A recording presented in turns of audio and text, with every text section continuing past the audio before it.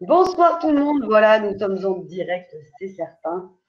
Bienvenue ce soir sur l'Académie de la Nouvelle Vie pour participons à un monde meilleur grâce à la pleine conscience intuitive avec Sylvain Bélanger que j'ai la chance donc de recevoir ce soir. Bonsoir à toi Sylvain, merci d'être parmi Bonsoir, nous. merci. Ça fait plaisir.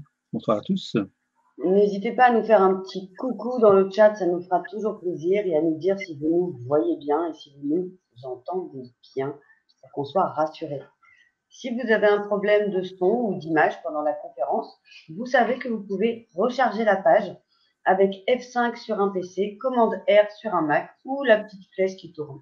Si vraiment malgré ça, ça ne fonctionnait toujours pas, déconnectez-vous, reconnectez-vous, ça devrait fonctionner.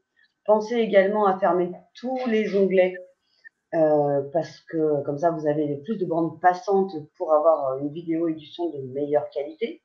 Également, si vous êtes sur un ordinateur, ce que nous vous conseillons, vous pouvez vous connecter de préférence avec Google Chrome, qui est le navigateur optimisé pour notre plateforme de ce soir.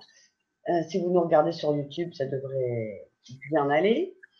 Également, vous pouvez également, comme moi, prendre un micro-casque, comme ça, vous êtes aussi bien dans votre bulle, vous profitez complètement de votre soirée et de tout ce que va nous dévoiler Sylvain. Et merci à Vincent Pierre et à Nadia qui nous disent que c'est parfait.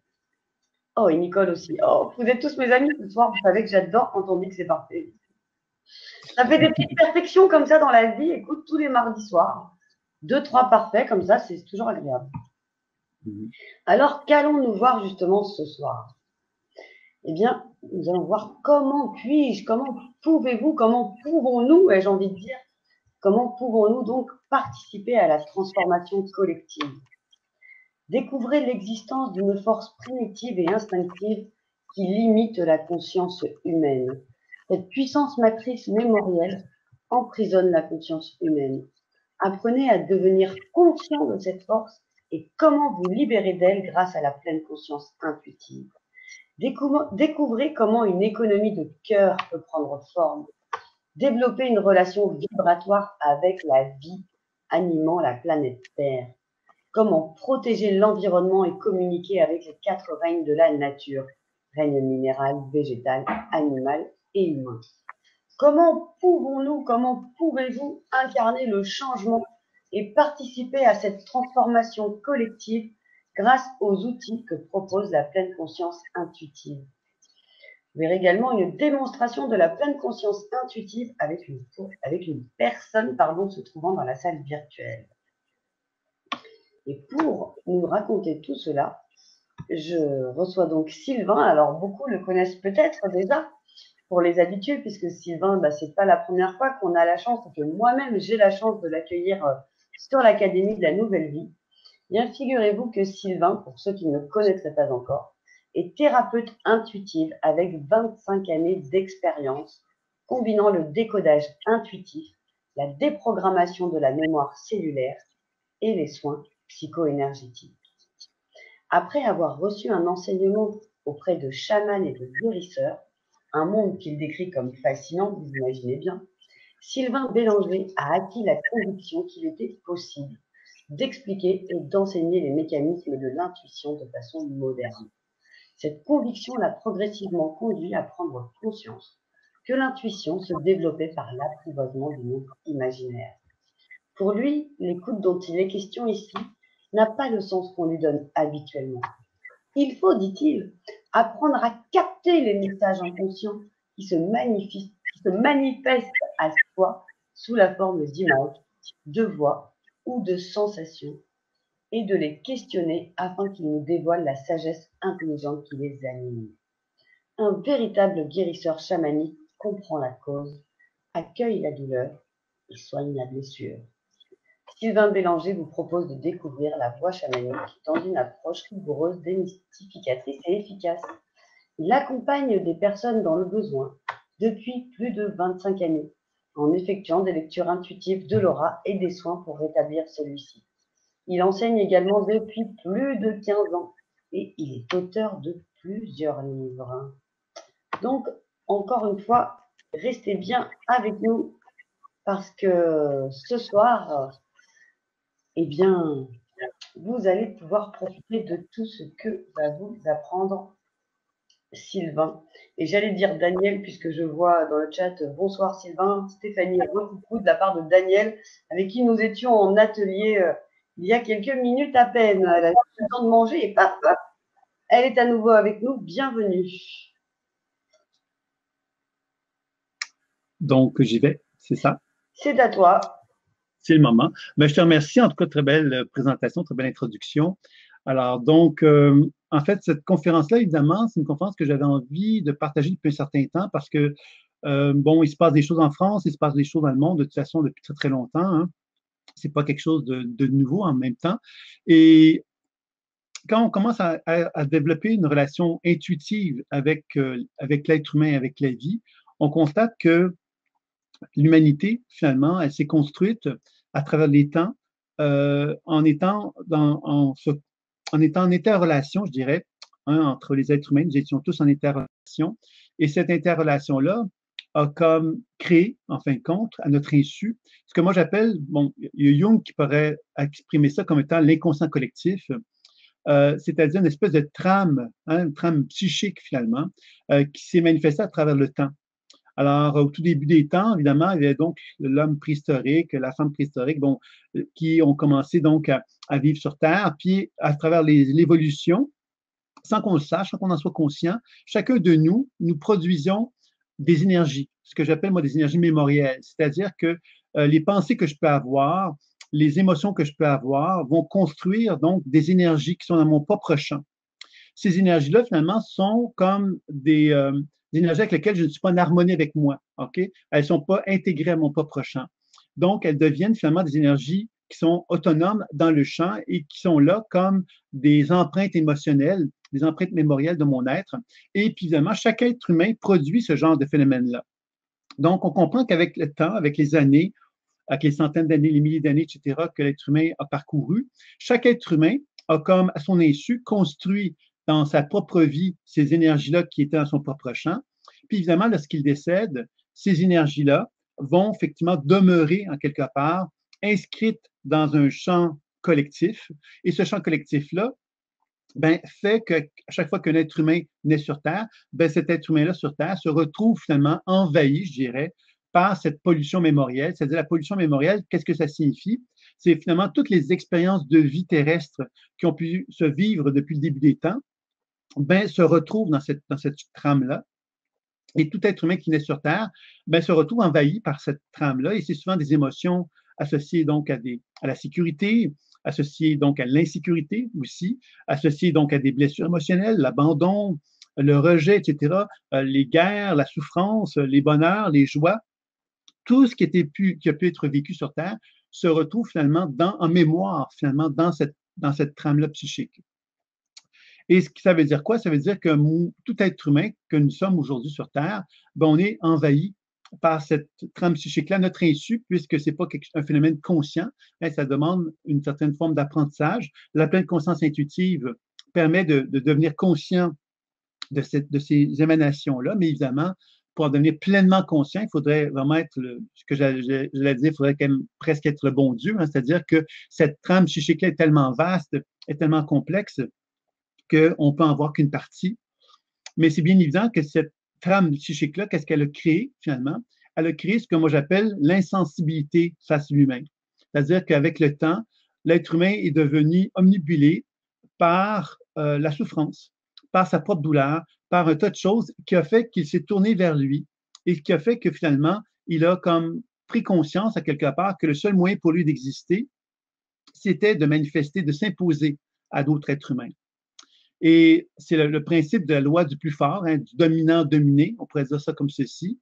C'est-à-dire qu'on est tous interreliés en tant qu'être humain, mais quelque part, cette interrelation-là, plutôt que de la voir comme un atout ou une forme de collaboration que l'on pourrait tous faire ensemble, ben, on l'a entrevu, évidemment, on l'a compris à travers l'histoire humaine, puis à travers donc cette fameuse trame psychique qui nous ramène constamment, hein, parce que nous, en tant qu'êtres humains, lorsqu'on est sur Terre, il suffit que j'ai de la colère. Cette colère-là, quelque part, elle va donc nourrir la colère de d'autres mémoires, de d'autres époques de l'histoire humaine.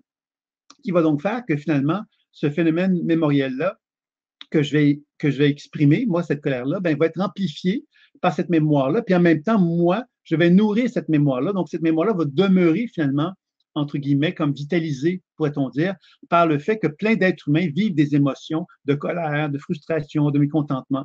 Alors, tout ça, finalement, fait qu'on nourrit énormément ces mémoires-là, ces émotions-là qui sont de basse qualité, et ces émotions-là, finalement, deviennent à quelque part comme un genre de plafond dans notre conscience, qui fait que notre conscience n'est pas capable d'accéder à quelque chose de plus grand et de plus beau. Alors, quand je dis participons à un monde meilleur, ben, pour moi, participons à un monde meilleur, c'est sans doute d'apprendre à se dégager de ce plafond-là pour commencer à créer, à croire, à rêver ce monde meilleur-là. Et quand je dis rêver, je ne veux pas dire par là de s'endormir puis de dire je vais rêvasser à un monde meilleur en ne faisant rien. Je pense au contraire que grâce à la pleine conscience intuitive, on peut apprendre justement à voyager dans cette trame-là et de commencer justement à interagir avec elle pour retrouver ce que moi j'appelle une position d'alignement. La position d'alignement, c'est-à-dire que je ne suis plus inconscient du processus qui se manifeste dans cette trame-là. Je deviens au contraire capable de reconnaître qu'est-ce qui se passe dans cette trame-là, ma relation avec cette trame-là, la trame psychique mémorielle collective. Et j'apprends donc à renouer contact avec une position d'alignement qui fait que je suis capable de devenir témoin de ce qui se passe. Et je suis donc je suis plus dans l'obligation, entre guillemets, de nourrir toute cette trame-là.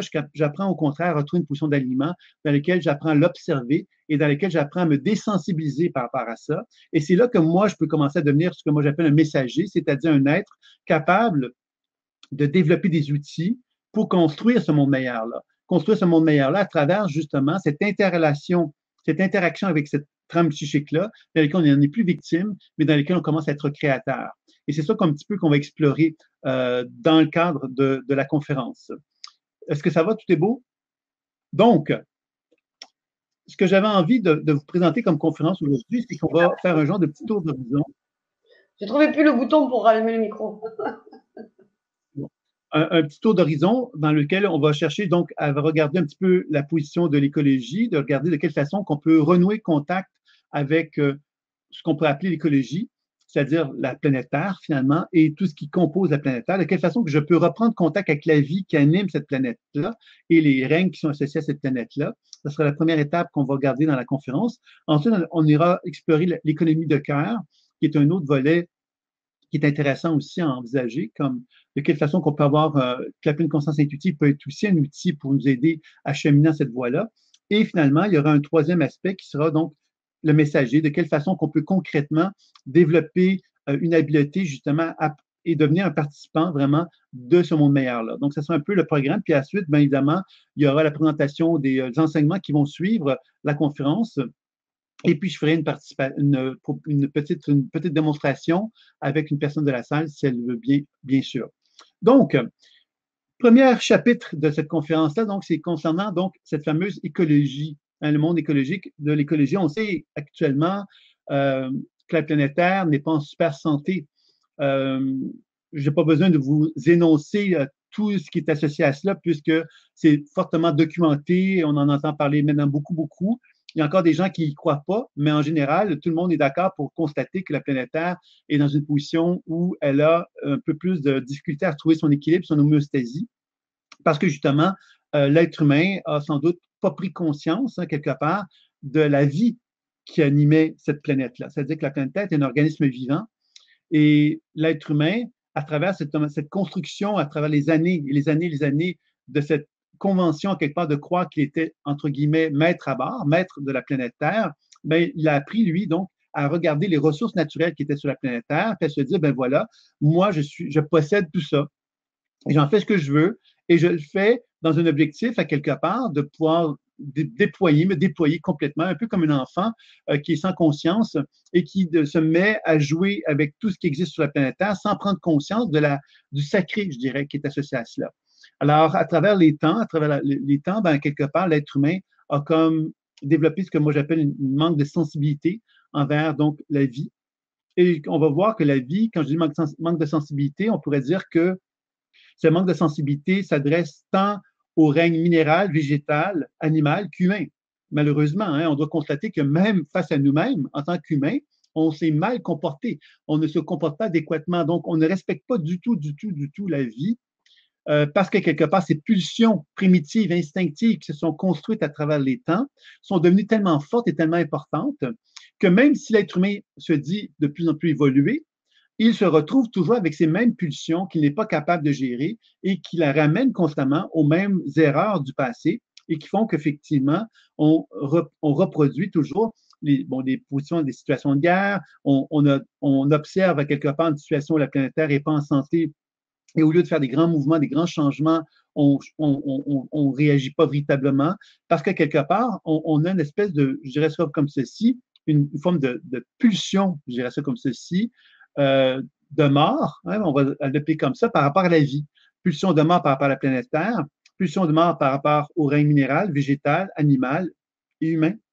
On a cette pulsion-là qui se manifeste en soi. Pourquoi? Mais parce que justement, renouer contact avec la vie est très fortement impliquant. Parce que si je reprends contact avec la vie dans tous les règnes qui existent sur la planète Terre, ça veut dire que moi, je ne suis plus maître à bord. Je suis obligé, quelque part, de mettre mon genou à terre et de reconnaître l'aspect sacré de la vie et de constater que je ne fais partie que je suis qu'un élément qui fait partie de la vie et que je ne suis pas donc celui qui est le maître à bord, mais je suis simplement quelqu'un qui doit collaborer avec la vie. Et collaborer avec la vie signifie collaborer donc avec les règnes sur la planète Terre, collaborer avec la planète Terre aussi, mais collaborer aussi avec quelque chose de plus vaste que moi-même, qui touche un peu cette notion du ciel. Donc, c'est ça un peu que je vais essayer d'explorer avec vous, de quelle façon que la pleine conscience intuitive peut nous amener à renouer contact avec la vie dans les différents règnes et la planète Terre, et bien évidemment.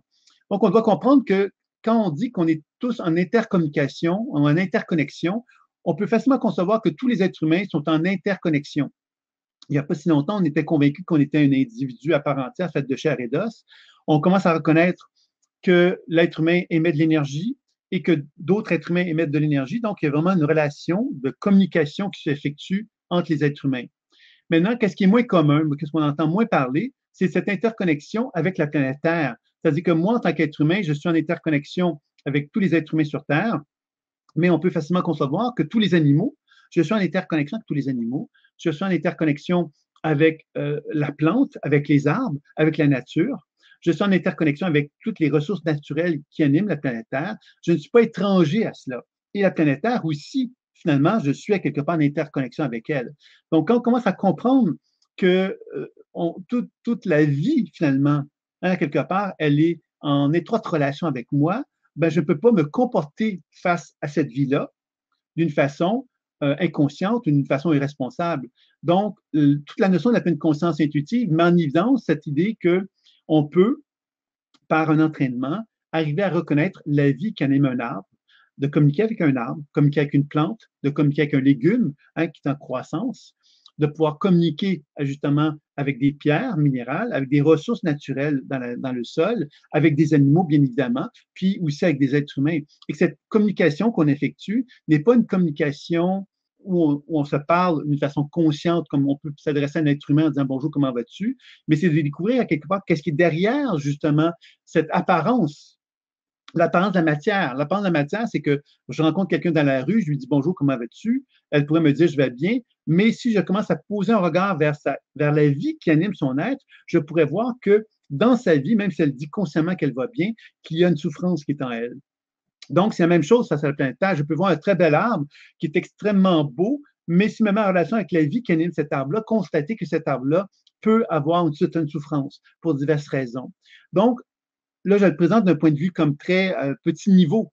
Mais c'est évident que quand on dit participons à un monde meilleur, ben, quelque part, devenir conscient de la vie qui anime tous les règnes, ben, me permet, moi, de commencer à développer une conscience, une attitude, une façon de fonctionner, une façon de faire, une façon de vivre, une façon d'exister qui va donc changer à quelque part ma façon de me comporter envers les animaux, envers les êtres humains, envers le règne végétal et le règne minéral. Je vais automatiquement, quelque part, devenir plus conscient de la vie qui anime mon être. Et ça, je pense que c'est vraiment fondamental. On en est un peu rendu là, je dirais.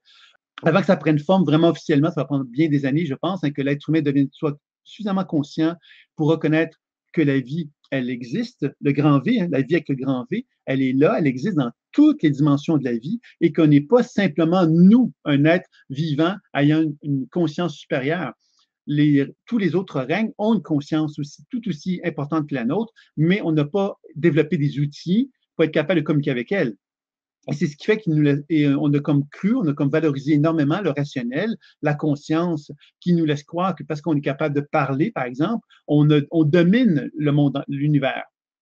Et c'est là, évidemment, que moi, je pense que la pleine conscience intuitive, lorsqu'elle nous permet d'appréhender la réalité, une réalité subtile, qui, inévitablement, nous oblige à quelque part à remettre en question cette croyance-là pour commencer humblement à reconnaître que la vie, ben, quelque part, on doit collaborer avec elle et que ce sont nos amis. Tous ces règnes-là sont des amis et ce ne sont pas des règnes avec lesquels on doit justement chercher à dominer ou chercher à écraser ou de cet ordre-là. Voilà.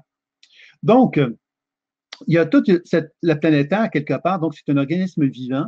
Et il faut comprendre, évidemment, que sur la planète Terre, il y a une loi, des lois cycliques. Hein? C'est-à-dire qu'on a défini 4 saisons, par exemple. On a défini qu'il y a 24 heures dans une journée. Donc, le soleil se lève, la nuit, c'est la lune qu'on voit apparaître. Donc, il y a tous ces cycles-là, quelque part, que l'être humain, à laquelle il est confronté.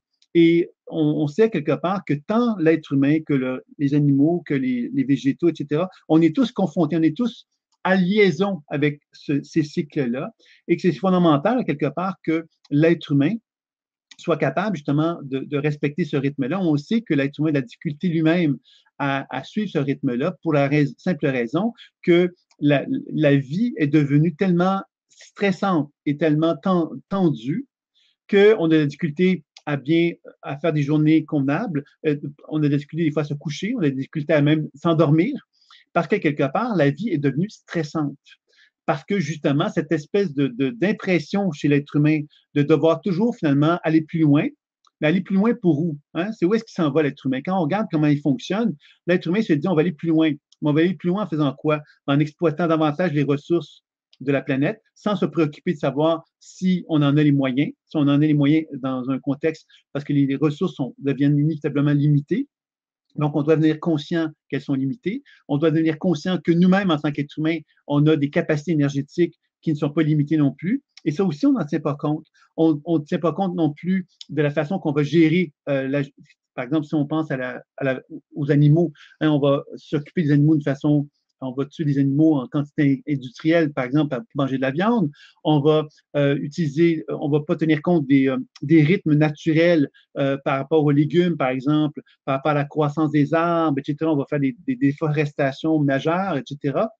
Donc, tout ça, finalement, mais bien mis en évidence cette espèce de tendance, à quelque part, que l'être humain a mis en place, hein, de vouloir justement défaire les rythmes du temps en se disant, ben moi, j'ai un rythme que je vais imposer à la planète. Et ce rythme-là, quelque part, ben on en est tous comme prisonniers, hein, de ce rythme-là. Il suffit d'aller dans certaines villes. Hein, les villes, à quelque part, c'est très, très présent, cette espèce d'impression d'urgence. Hein, on pourrait relaxer, mais non, dans une ville, on ne relaxe pas. Je pense à Paris, par exemple, que c'est une ville que j'aime bien, mais c'est une ville qui, lorsqu'on on vit dedans, on se voit bien quelque part l'espèce de tension qui existe là, parce que justement, il n'y a personne qui a le droit de relaxer dans cette ville-là. J'exagère en le disant comme ça, mais c'est une ville qui est sous tension, et une ville sous tension qui ne permet pas facilement le repos. Le repos essentiel qui est relié donc à la notion du rythme que nous avons tous à développer d'une façon de plus en plus importante dans notre vie.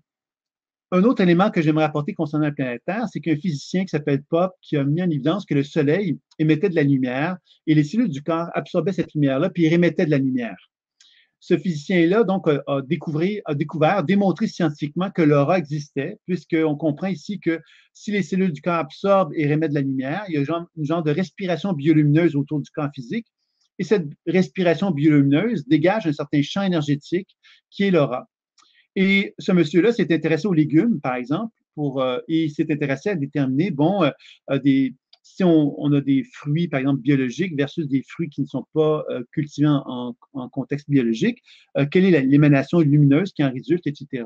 Et il avait constaté, entre autres, qu'il y avait donc une plus grande lumière qui était émise dans des légumes et des fruits qui avaient été été élevés dans un contexte biologique. Cette planète Terre-là, quelque part, donc, a une capacité d'absorber l'énergie solaire et de la réémettre. C'est ce qu'on pourrait voir ça comme ça, un peu comme le corps humain. La planète Terre a cette capacité-là. Et on sait maintenant depuis quelque temps que la planète Terre augmente son champ électromagnétique. C'est-à-dire que la planète Terre a un champ électromagnétique qu'elle émet, qui s'appelle le champ Schumann.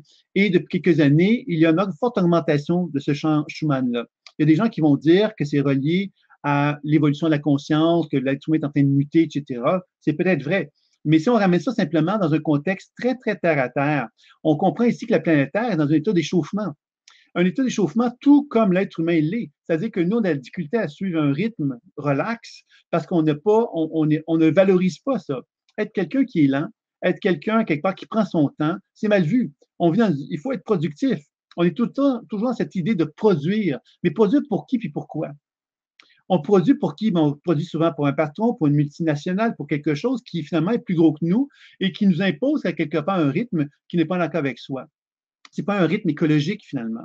Et la planète Terre, ben, quelque part, moi, je pense que cette augmentation du champ électromagnétique, la fréquence du champ électromagnétique de la planète Terre est en liaison aussi avec cet échauffement, c'est-à-dire que la planète Terre n'a plus la capacité aussi de se détendre autant qu'avant parce que justement, on l'a tellement exploité, on l'a tellement blessé qu'elle se retrouve dans un état, pourrait-on dire, d'hyperactivité, c'est-à-dire elle est surchargée à quelque part, on lui demande trop. Alors, elle devient comme dans un état d'échauffement aussi.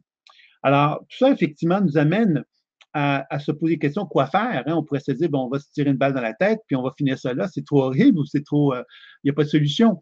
Euh, pour moi, il y a des solutions. Puis c'est sûr qu'il y a des solutions collectives. On est bien d'accord. Et ces solutions collectives-là, j'en parlerai pas aujourd'hui tellement, parce que ces solutions collectives-là vont nécessiter sans doute des catastrophes, il faut bien le dire, pour que l'être humain devienne conscient qu'il faut qu'il fasse quelque chose et que là, il devienne conscient quelque part de la nécessité de collaborer entre nous pour parvenir à faire des changements de façon de fonctionner, puisqu'il y a des problèmes.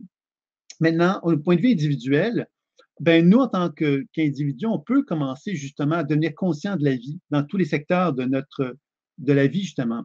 On peut devenir conscient dans le règne minéral, dans le règne végétal, animal et humain, de cette vie qui existe. Et c'est là que la pleine conscience intuitive devient un outil vraiment formidable, puisqu'on peut justement comprendre conscience à quelque part de que tout ce que l'on touche hein, dans ces règnes-là, tout ce qui est relié à la planète Terre, ben, quelque part est animé par une conscience et par de la vie. Et ça veut donc dire effectivement que moi, si j'agis en non-conscience avec ces organisations vivantes qui sont là, ben quelque part, je peux faire ce que je veux, mais je ne suis pas en harmonie avec là. Alors donc, je pense que par le biais de la pleine conscience intuitive, on peut développer donc un sentiment de plus grande harmonie avec ces règnes-là et donc de favoriser une certaine forme d'équilibre avec chacun d'eux. Et individuellement, si moi je suis plus en harmonie avec les règnes humains, avec le règne de la vie qui habite la Terre, bien déjà, je suis dans une position où je deviens effectivement un messager qui amène de la lumière sur Terre. Disons ça comme ceci.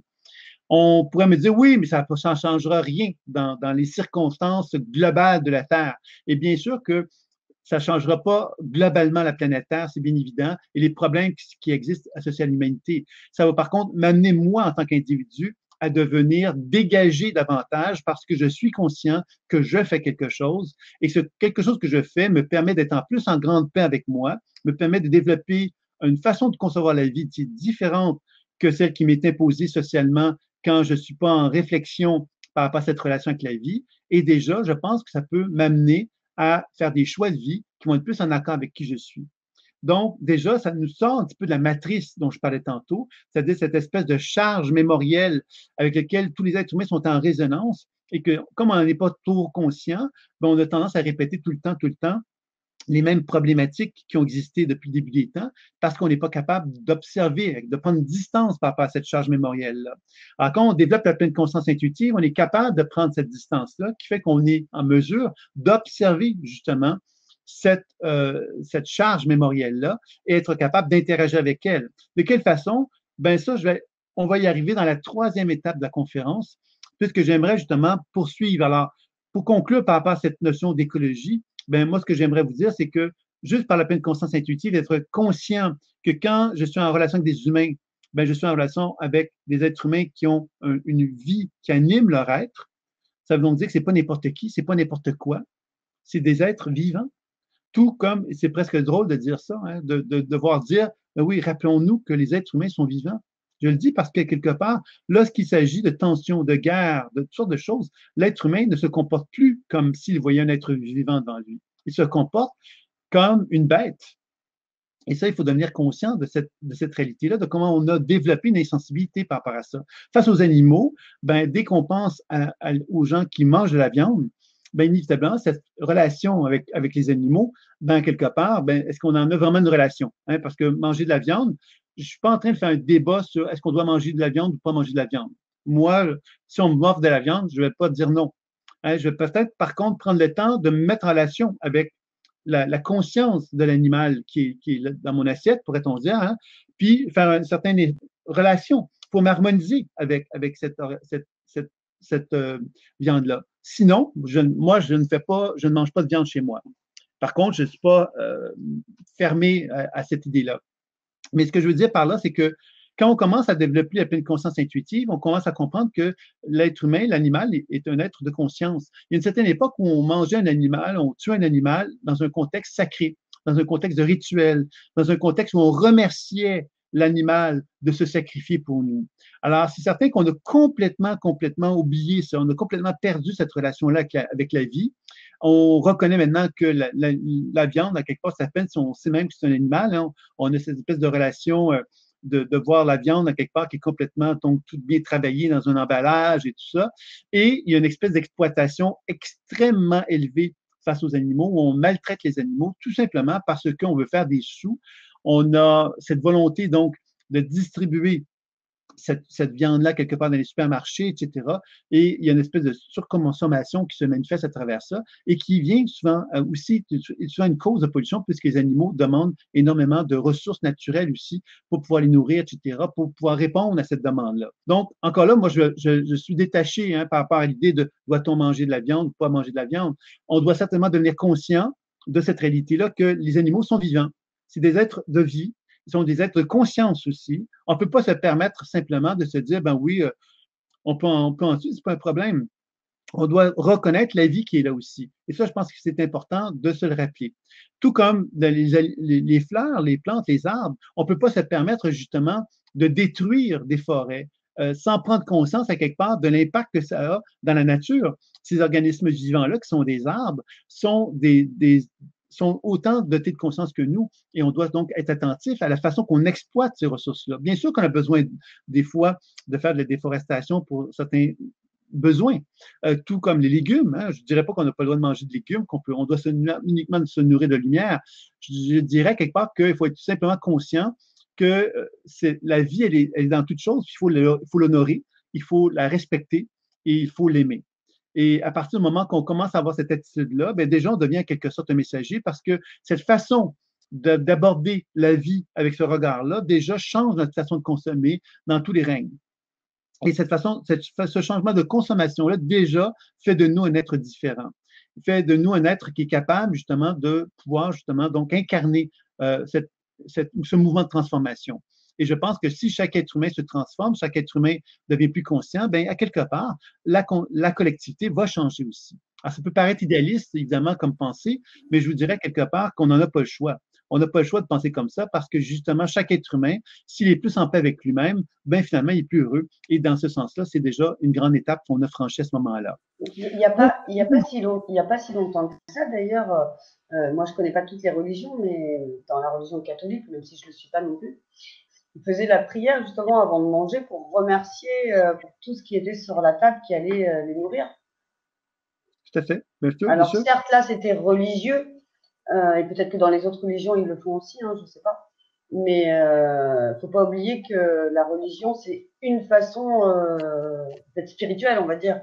Et il n'y a pas que du mauvais non plus, quoi. Revenir à ces façons de faire-là, qui sont déjà de très belles façons, mais moi, je dirais qu'il faut même aller un peu plus loin que ça parce qu'il faut vraiment développer à quelque part une relation avec la vie. La relation avec la vie, c'est de dire, bon, je peux remercier le plat qui est devant moi, mais moi, je peux me mettre en relation avec le plat en question et développer une relation avec la vie qui est là. Et je pense que c'est ça, quelque part, que l'être humain doit apprendre à faire parce que développer cette conscience avec l'aliment qui se trouve dans son assiette, c'est être capable de renouer le contact avec la vie qui se trouve devant l'être humain qui est devant lui, de renouer le contact avec l'animal qui se trouve dans son assiette, si c'est les animaux, les végétaux, etc., qui peuvent se retrouver là. Reconnaître la nature, donc de ne pas exploiter la nature sans prendre conscience de la conscience humaine et vivante qui est là aussi. Donc, c'est ça, je pense, qui peut amener justement chacun de nous à développer donc une relation où on apprend donc tout doucement à se sortir de cette espèce de trame dont je parlais tout à l'heure, qui amène l'être humain à devenir inconscient complètement, un peu un bébête, et qui se comporte d'une façon complètement euh, inconsciente, je dirais ça comme ceci. Le deuxième thème de la conférence, c'était vers une économie de cœur que j'avais envie de vous parler. Quand cette idée d'économie de cœur, c'est qu'on doit amener cette réflexion-là, évidemment, maintenant, à qu'est-ce que l'être humain a construit au début des temps. La notion d'argent, par exemple, n'était pas une notion qui existait. Hein, c'est comme venu, c'est l'être humain qui a construit ça. Alors, si on peut se poser la question, si l'être humain avait été plus mûr, plus mature, est-ce qu'il a été capable de construire un monde différent? C'est évident que oui, l'argent, quelque part, est devenu hein, une façon de fonctionner pour mettre en évidence, à quelque part, des règles toutes simples, hein, des règles de pouvoir, par exemple. Hein, des pouvoirs, dire, ben, moi, je ne veux pas qu'il y ait une communauté relativement égale, je veux quelque part qu'il y ait des dominants et qu'il y ait des dominés. C'est-à-dire que les dominants vont dominer sur les personnes dominées et, à quelque part, ces gens-là vont quelquefois se faire exploiter. Je dis quelquefois, hein, parce que ce n'est pas toujours le cas, hein, mais c'est bien souvent le cas, justement. Tout simplement parce que les dominants ont le sentiment, quelque part, d'avoir des besoins plus importants que les autres. Et ces besoins plus importants, ils vont faire en sorte, justement, de pouvoir les acquérir par, justement, l'acquisition, par un certain pouvoir, une certaine richesse qu'ils vont pouvoir acquérir, etc., etc. Alors, tout ça repose, encore une fois, sur ces éléments instinctifs et primitifs que l'être humain a développés à travers les temps, qui l'amenait à développer une conscience non humaine. Une conscience non humaine en se disant, ben toi, moi, je suis plus important que toi, et parce que je suis plus important que toi, je vais t'exploiter. Je vais t'exploiter parce que moi, j'ai besoin de ressources plus importantes que toi pour arriver à me sentir plus important. Donc, je vais profiter de toi. Et vous voyez qu'à ce moment-là, cette vision de l'économie, elle nous a mis dans une position où on devenait quelque part une grande collectivité de l'humanité, une grande partie de l'humanité devenait effectivement de la chair qu'on utilisait simplement pour pouvoir arriver à nos fins. Tout comme on peut avoir tendance à le faire avec les animaux, hein, quand on dit, ben, quand on exploite les animaux de toutes les façons, ben, on a une relation un peu similaire avec les êtres humains, même dans plusieurs pays dans le monde. Hein, on retrouve à quelque part une relation vraiment inhumaine face aux humains.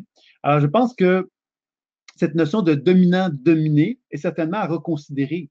Hein, puis à réfléchir justement de quelle façon que ça peut être envisageable de poser un regard différent sur cette notion de dominant-dominé. Moi, je peux collaborer avec un autre être humain. Je ne suis pas obligé de le dominer. Je ne suis pas obligé, quelque part, de vouloir faire en sorte de faire des sous sur lui en lui faisant croire des choses. Malheureusement, il y a comme l'être humain s'est construit sur trois principes bien simples au niveau de l'économie. Le premier, c'est la force physique. La force physique, c'est que moi, je suis plus fort que toi, donc tu vas devoir finalement te soumettre à moi. Alors ça, on retrouve ça énormément dans l'histoire humaine. Hein. Les guerres ont été constamment bâties sur le principe de dire, ben voilà, je suis pas d'accord avec toi, on va se battre et le plus fort va pouvoir dominer sur l'autre. Alors ça, c'est un principe qui s'est manifesté et qui se manifeste encore beaucoup sur Terre, tant au niveau de relations à deux, que dans des relations beaucoup plus vastes, beaucoup plus importantes de pays hein, qui vont se rencontrer puis vont se battre, etc. C'est quelque chose qui a été fréquent dans toute l'histoire humaine et qu'on retrouve beaucoup et qui a énormément favorisé cette relation de dominant et de dominé et de relation de pouvoir par rapport à d'autres peuples. Hein. C'est-à-dire que moi, j'ai gagné sur ce peuple-là, donc je peux le dominer. On retrouve ça dans tous les pays du monde, cette position-là. L'autre force qui s'est développée beaucoup, c'est la loi émotionnelle, hein, c'est la règle émotionnelle, c'est-à-dire qu'on a compris en tant qu'être humain que l'on pouvait, par les émotions, obtenir des choses d'une autre personne. Quand je dis ça, par exemple, je pense à la publicité. Dans la publicité, on retrouve énormément d'éléments émotionnels dans lesquels, par exemple, moi, je peux arriver avec un produit qui n'a aucune valeur, mais je peux, par une belle présentation, par des éléments qui vont chercher les émotions de la personne, lui faire comprendre que ce produit est essentiel et merveilleux et fantastique et extraordinaire. Et la personne qui peut voir ça et qui se laisse prendre par les émotions peut être convaincue que c'est un produit qui va être sain pour elle. Alors que c'est un produit, effectivement, qui ne peut ne pas avoir de valeur. Alors, je pense que c'est là qu'il faut aussi se questionner, je dirais, sur cette manipulation, en quelque part, qui existe et qu'on a tous accepté, hein, parce qu'on a tous accepté, parce qu'on accepte justement de fonctionner dans un système dans lequel, évidemment, il y a donc une relation de gens qui sont des dominants, qui ont donc développé des façons de fonctionner avec l'économie pour faire comprendre quelque part que comme ils veulent faire des sous, ben, ils doivent vendre ça à un certain prix, ainsi de suite. Donc, il y a toute cette situation-là également qui s'est développée et la publicité, les journaux ne cherchent pas à mettre en évidence les produits de qualité. Ils cherchent à mettre en évidence des produits qui vont être capables de vendre en gros déploiement avec des grands profits, etc. Et ça a amené évidemment, encore une fois, une déshumanisation de l'être humain puisqu'on ne cherche pas le bien de l'être humain à ce moment-là, on cherche à faire de l'argent sur l'être humain. Et c'est là, encore une fois, qu'on a oublié quelque part cette relation de vivant. On a oublié que l'être humain est un être vivant, sacré, tout comme les animaux, tout comme le règne végétal, le règne minéral. On a oublié quelque part l'essentiel de la vie. On s'est comme mis dans la tête qu'il fallait quelque part dominer pour faire des sous, et c'est le seul moyen de pouvoir y parvenir. Et dans ce sens-là, bon, la force physique en est donc une façon d'aller chercher ça, de dominer l'autre. Et l'émotion, donc par la manipulation, par la publicité, comme je disais tantôt, par la séduction, par le concept du vendeur, hein, on a réussi effectivement à manifester non pas la vérité face à des produits, mais simplement chercher à convaincre quelqu'un que ce produit-là est valable. Et ça, c'est quelque chose, évidemment, qui est dommage parce qu'encore une fois, on est loin de l'authenticité, on est loin de la vérité humaine. On est en train de regarder l'être humain qui est devant soi, puis on se dit inconsciemment, ben regarde, t'es de la merde, moi, je suis plus intelligent que toi, je vais te vendre quelque chose qui n'a aucune utilité puis qui n'a aucune valeur, je vais te le vendre 20 fois le prix que je devrais te le vendre parce que je sens que toi, je pourrais te le vendre à ce prix-là. Alors, vous voyez que là, on tombe vraiment dans quelque chose de une forme de manipulation, une forme de relation quelque part qui n'est pas saine entre des êtres humains et qui font quelque part que cette une façon de voir l'économie a pris à quelque part des propensions importantes. Pourquoi aujourd'hui, dans certaines villes du monde, on n'est plus capable d'acheter des appartements ou même des maisons parce qu'elles sont devenues trop élevées? C'est simplement parce que justement, de ce concept de l'économie qui a été mis en avant et on a oublié quelque part de mettre en avant la valeur humaine, la valeur humaine qui est essentielle, hein, c'est-à-dire qu'on devrait reconnaître que l'être humain, quelque part, a des besoins, d'une maison, par exemple, d'un espace pour vivre, et cette espèce de croissance perpétuelle, elle est basée sur le fait qu'une personne veut vendre la maison plus chère parce qu'elle veut avoir plus de sous par la suite, elle veut faire un bon coup, comme on dit, et de cette façon-là, on amène cette notion de croissance perpétuelle, et cette croissance perpétuelle, ben, favorise quoi? Elle favorise l'utilisation des ressources de façon constante et continue, sans tenir compte des limites, etc. Donc, on est toujours dans la croissance, croissance, croissance, croissance, croissance. Nous-mêmes, on est pris là-dedans. Et à un moment donné, on se retrouve dans une position où, à quelque part, cette croissance-là, ben, quelque part, nous amène vers, effectivement, une situation où la planète Terre est en danger. Alors, c'est certain qu'on doit réfléchir sur ce qu'on pourrait appeler la décroissance, c'est-à-dire d'accepter d'arrêter d'être tout le temps en croissance pour commencer simplement à se rendre compte qu'il y a effectivement d'autres façons d'envisager la vie. Hein, parce que l'idée de la croissance, elle repose sur quoi? Elle repose sur des concepts humains. Le concept humain de toujours vouloir faire plus, plus, plus, plus. Alors que finalement, on peut envisager peut-être autre chose que ça maintenant. Et ça nous oblige à sortir de la trame psychique mémorielle de la collectivité humaine. Ça nous oblige à quelque part d'arrêter d'être simplement victime de ce que l'être humain a construit jusqu'à maintenant. Et ça nous oblige donc de nous sortir de cette trame-là. Et c'est ça un peu que la pleine conscience intuitive amène aussi comme possibilité. L'autre règle, je dirais, qui est très importante dans l'économie, c'est ce que j'appelle, moi, le mental, la force mentale, qui relie donc à ce qu'on pourrait appeler la science. Alors, la science, à quelque part, ben, va nous faire croire des choses. Elle va partir du principe qu'elle a fait des découvertes et que parce que ces découvertes-là sont faites, ben, elle a une vérité absolue là-dessus et elle peut donc imposer à la collectivité humaine un tas de choses. Et tout le monde doit quelque part y adhérer puisque quelque part, cette découverte-là est fondamentale puis elle est reconnue comme étant absolue. Je pense au vaccin, par exemple, qui a eu un impact important dans le monde et qui s'est déployé avec énormément de force et de puissance et qui aujourd'hui, des fois, peut être même contesté. Je dis pas, je ne veux pas encore là aller dans le débat par rapport à ça, mais je vais amener un questionnement hein, sur comment l'être humain fonctionne. L'être humain fonctionne quand il a le sentiment qu'il y a une forme de vérité qui est en lui, il a l'impression quelque part d'avoir trouvé quelque chose qui est important, il a tendance à l'imposer, mais sans nuance. Et ça peut être aussi associé à des fins commerciales aussi. Je pense au téléphone cellulaire. On a toujours mis en évidence qu'il y avait peut-être des dangers associés au téléphone cellulaire. Ça n'a pas empêché les gens à les mettre sur le marché, puis ça n'a pas empêché les gens à les vendre, à faire en sorte que le monde en achète, puis qu'ils deviennent complètement tous dépendants de ces téléphones-là. Alors, on n'a pas vraiment tenu compte des recherches qui pouvaient amener une réflexion sur le fait que le téléphone cellulaire n'était peut-être pas bon pour la santé. On n'a pas voulu en tenir compte parce qu'effectivement, il y avait quelque chose de trop riche, trop intéressant comme potentiel commercial, puis aussi potentiel de qualité de vie, entre guillemets, hein, je dis bien entre guillemets, puis ça permettait de plus facilement communiquer entre nous, etc. Donc, c'était sûr qu'il y avait un grand potentiel commercial là-dedans.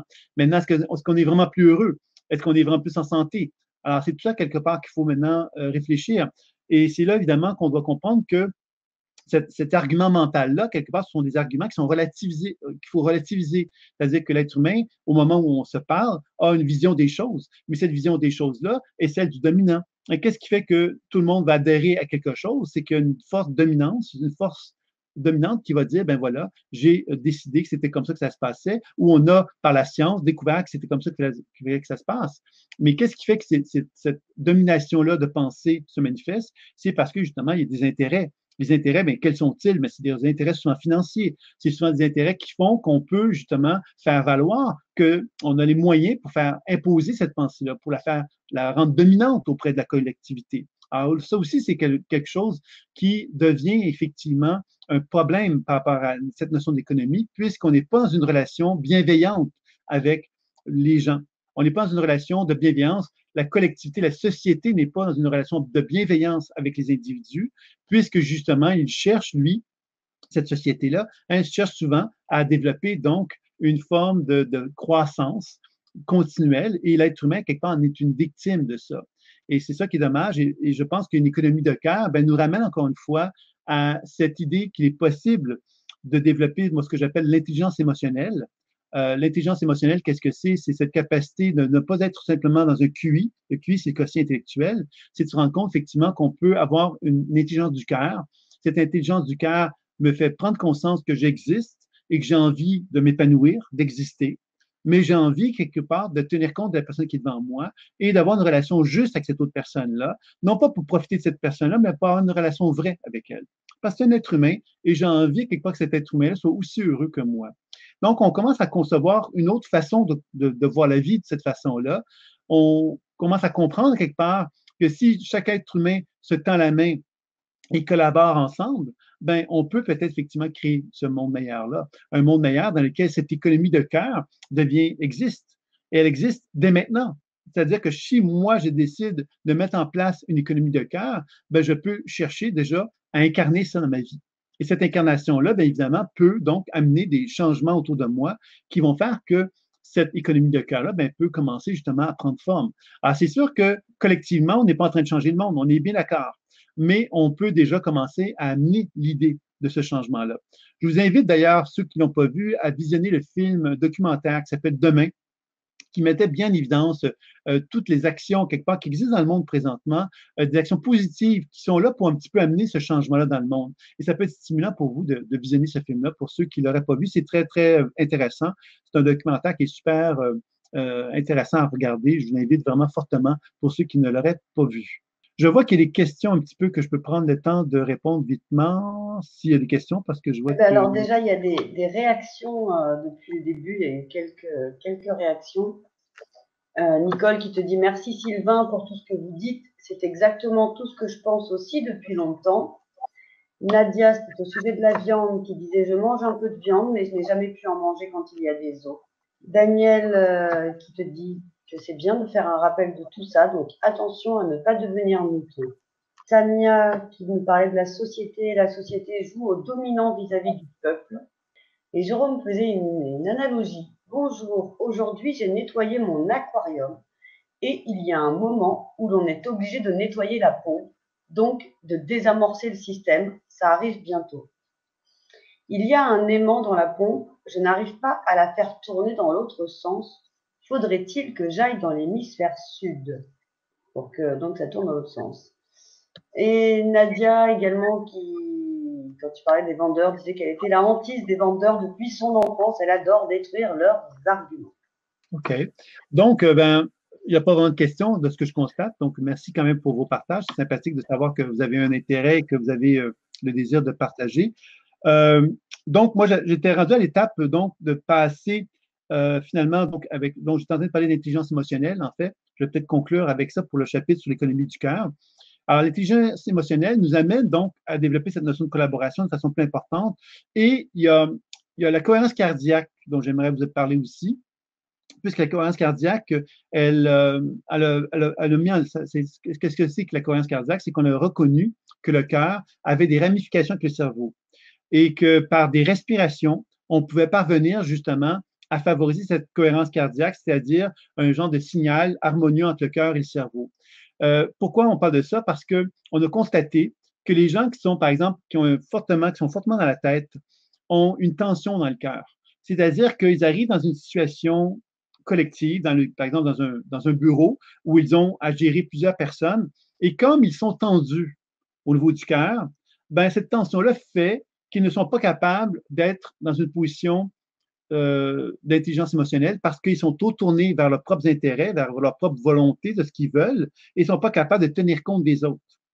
Et dans un contexte de cohérence cardiaque, on a constaté que justement, lorsque le cœur est dans une position de cohérence cardiaque, ça veut dire quoi? C'est-à-dire que les battements cardiaques sont dans une position justement de fluidité.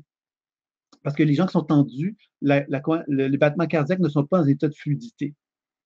Quand on fait des électrocardiogrammes, on va constater que les gens qui sont stressés ne sont pas dans la fluidité au niveau du battement cardiaque. Et ce manque de fluidité-là fait que ces gens-là sont stressés, fait qu'ils ne sont pas capables justement de tenir compte facilement des autres parce que justement, ils sont dans une position un peu défensive où ils sont connectés justement avec leur volonté de vouloir quelque chose et ne pas se retrouver dans une position de cœur.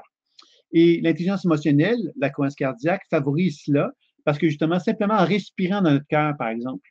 Par exemple, je peux prendre un thème, je ne sais pas moi, je me sens triste aujourd'hui et je pourrais simplement respirer dans ma tristesse et être attentif aux images, aux sensations et aux mots qui pourraient se manifester à moi. Simplement en faisant cela, je vais contribuer à permettre justement cette cohérence cardiaque à prendre forme dans mon corps et je peux avoir des perceptions intuitives qui vont en résulter aussi. C'est une façon de développer son intuition et de développer cette cohérence cardiaque-là. Il faut savoir que la cohérence cardiaque favorise le développement de l'intuition.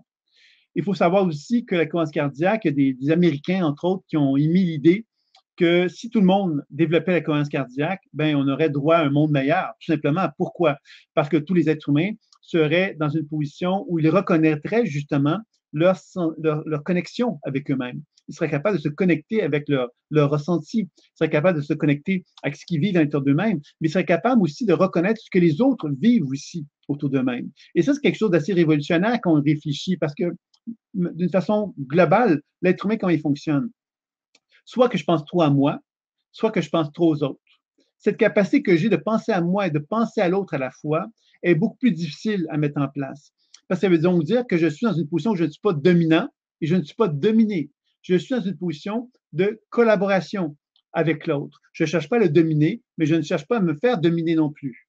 Donc, je suis dans une position d'égalité. Et cette position d'égalité, dans la pleine conscience intuitive, on la met beaucoup en évidence dans la tradition chamanique par la technique de l'enracinement. La technique de l'enracinement, c'est une technique dans laquelle on reconnaît qu'on a deux pieds sur le sol, et les deux pieds sur le sol sont donc reliés à la Terre, et la Terre produit un champ électromagnétique, comme on l'a vu, et je peux me syntoniser avec ce champ électromagnétique-là en faisant venir à moi cette énergie de la Terre dans mes pieds, dans mes chevilles, dans mes mollets, jusqu'à mon cœur. Et ensuite, je vais faire venir l'énergie du ciel, le fameux soleil qui émet de la lumière. Je vais faire venir cette lumière-là dans mon corps pour la faire redescendre jusque dans mon cœur, créant ainsi un soleil rayonnant lumineux dans mon cœur. C'est-à-dire que la pratique de l'enracinement consiste à constater que mon corps, c'est un être vivant, hein, comme on l'a vu, et que si je rétablis la connexion entre la terre et le ciel dans mon corps, je mets en évidence la vie qui est en moi. C'est-à-dire que ce n'est plus une question d'être vivant dans ma tête, c'est une question de mettre en évidence que mon corps est vivant et que plus je me relie à la terre et au ciel, plus tout mon corps devient comme une antenne vibrante. Cette antenne vibrante, elle est évidemment vibrante, elle me rend conscient que je suis un être vivant. Déjà, c'est intéressant ça, parce que combien de fois on est conscient qu'on est vivant? Vivant dans le sens, pas seulement dans la tête, mais vivant dans tout notre corps. Combien de fois qu'on sent qu'on est vibrant dans tout notre être? C'est des fois, on va se retrouver dans une position de vacances, on va se retrouver dans une position où on voit un paysage merveilleux, et peut-être que quelquefois, on se sent vibrer à ce moment-là, on se sent plus vivant. Et c'est quelque chose qu'on ne fait pas souvent. C'est un moment où on peut se dire, j'ai senti que j'étais vibrant aujourd'hui, que je me suis senti vivant du bout des orteils jusqu'au sommet de ma tête. Et c'est intéressant, quelque part, de chercher justement à développer euh, ce nouveau regard, je dirais, de vie. Et la pratique de l'enracinement, elle nous permet de faire ça. C'est un peu comme une méditation qu'on peut faire tous les jours et qui me permet donc tout doucement de prendre conscience à quelque part que la vie est en moi et qu'elle circule dans tout mon être. En faisant ça, je contribue à ma santé parce que plus je laisse l'énergie circuler en moi, plus je favorise ce que j'appelle la guérison, le potentiel santé, plus j'augmente mon potentiel santé, plus ce potentiel santé est élevé, plus ça me permet, moi, d'avoir des pensées claires, d'être en harmonie avec mes émotions, de me sentir dans une position d'alignement, d'être en harmonie avec qui je suis, de ne pas être en conflit avec ma nature profonde. Et ça me permet donc de favoriser justement cette notion de messager dont je parlais tout à l'heure, puisque le messager, lui, devient conscient quelque part qu'il est vivant, et il devient conscient quelque part que les gens qui sont autour de lui sont vivants, et il est donc capable, par le biais de la pleine conscience intuitive, d'émettre une certaine lumière vers les autres pour se relier à eux, pour comprendre quelque part par des images, des sensations et des mots, qu'est-ce qui anime un autre être humain. Il faut savoir qu'un autre être humain peut donc émettre une certaine forme d'événements, des informations. Par exemple, il peut avoir des souffrances de son enfance qui peuvent être présentes chez lui, qu'on peut capter en pleine conscience intuitive.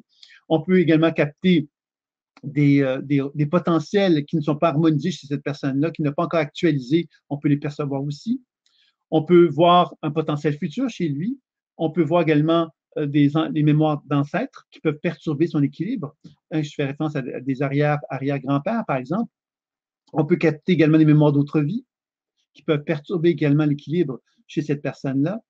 Alors, vous voyez que quand on commence simplement à se rendre compte de ça, mais évidemment, l'être humain qui est devant moi est un être vivant, mais que quand je commence à prendre conscience de la vie qui anime toute sa globalité de son corps, je commence à prendre conscience que la vie qui est reliée au fait que je vois cette personne et que je lui parle consciemment, ben, j'ai un autre rapport avec la vie quand je me mets en relation avec la pleine conscience intuitive, puisque je prends conscience que cet être humain-là est un ensemble d'informations dans lesquelles il n'est pas en harmonie nécessairement avec lui.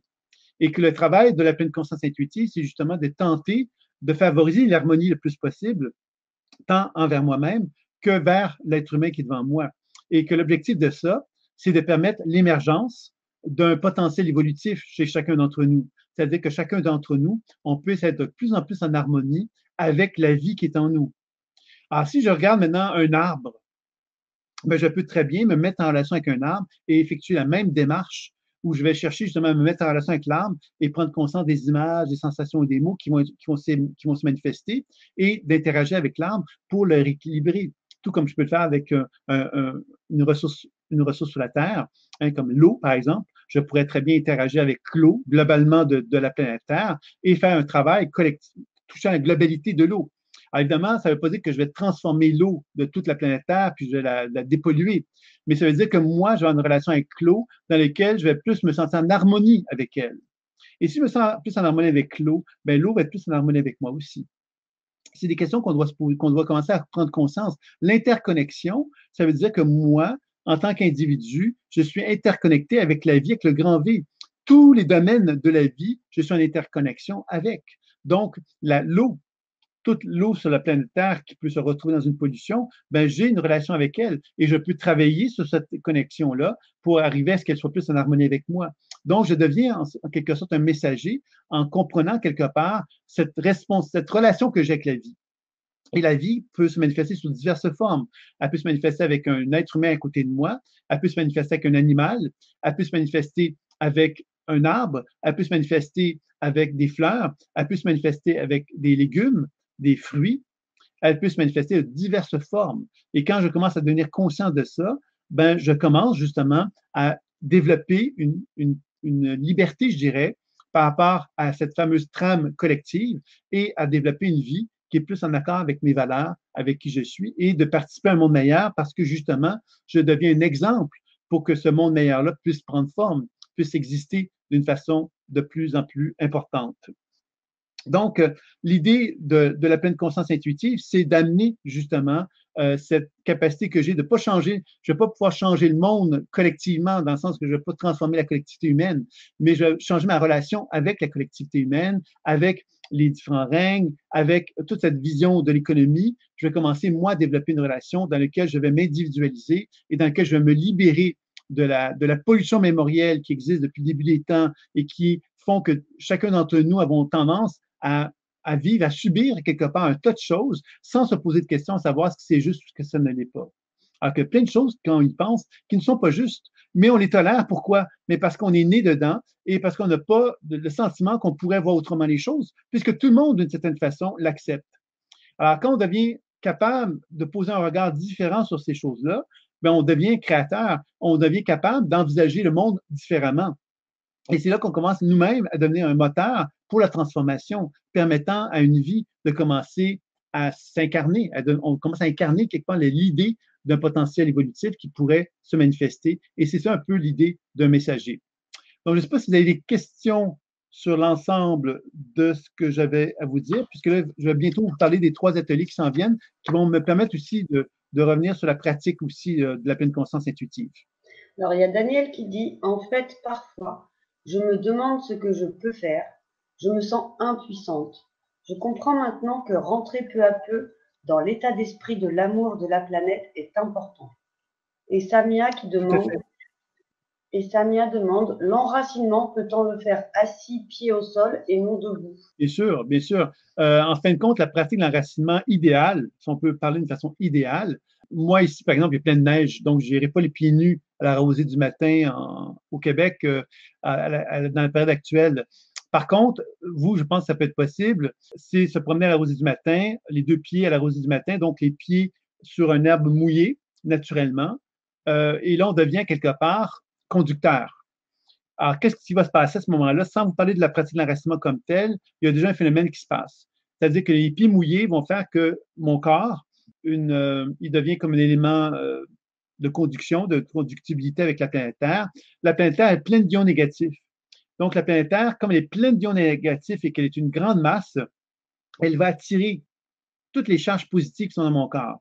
Toutes les charges positives, c'est quoi? C'est l'acidité.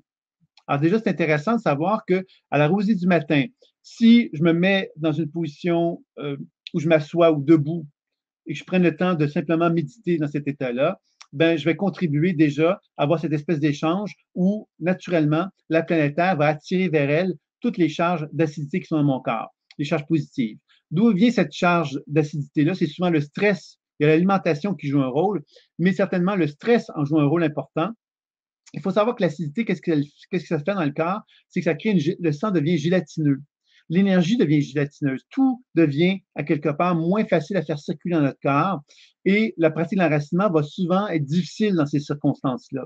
Donc, la première étape, avant même de s'enraciner, ce serait sans doute de pouvoir profiter de ce processus naturel où on va simplement se négativer, c'est-à-dire qu'on va renouer contact avec des ions négatifs dans notre corps, qui vont permettre donc de remettre en circulation le sang, de redonner au sang une meilleure fluidité.